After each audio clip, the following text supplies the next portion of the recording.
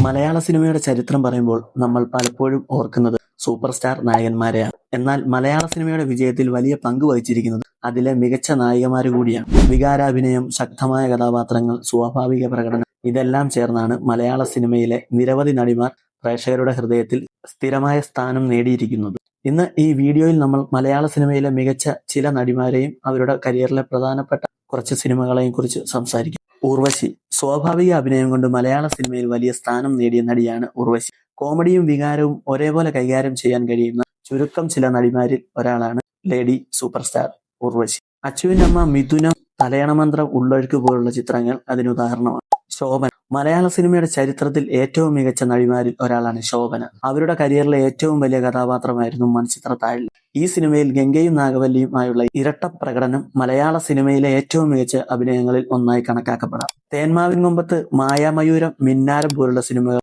എടുത്തു പറയേണ്ടതുണ്ട്.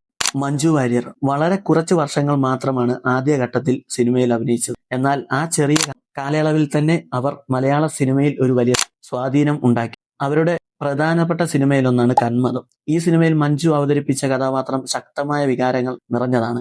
അതുപോലെ തന്നെ സമ്മർ ഇൻ ബത്ലഹേം, ആറാം തമ്പുരാൻ, ഹൗ ഓൾഡ് ആർ യു ഇവയും മഞ്ജു വാര്യറുടെ കരിയറിലെ ഏറ്റവും പ്രധാനപ്പെട്ട സിനിമകളാണ്. രേവതി മലയാള സിനിമയിൽ വളരെ വ്യത്യസ്ത കഥാപാത്രങ്ങൾ അവതരിപ്പിച്ച നടിയാണ് രേവതി. കാക്കൊത്തിക്കാവിലെ അപ്പൂപ്പൻ താടികൾ, കിലുക്കം, ദേവാസുരം, വരവേൽപ്പ് ഈ സിനിമകൾ അതിനുദാഹരണങ്ങളാണ്. ഇതുപോലെയുള്ള ഒരുപാട് നല്ല സിനിമയിൽ അവർ മികച്ച കഥാപാത്രങ്ങളായി നമ്മളെ രസിപ്പിച്ചിട്ടുണ്ട്. കാവ്യ മാധവൻ 2000 കാലഘട്ടത്തിൽ മലയാള സിനിമയിലെ ഏറ്റവും ജനപ്രിയ നായികയായിരുന്നു കാവ്യ മാധവൻ. പെരുമഴക്കാലം, മീശമാധവൻ, ചന്ദ്രനുദിക്കുന്ന ദിക്കിൽ, ഗദ്ദാമ പോലുള്ള സിനിമകൾ അതിന് വലിയ ഉദാഹരണമാണ്.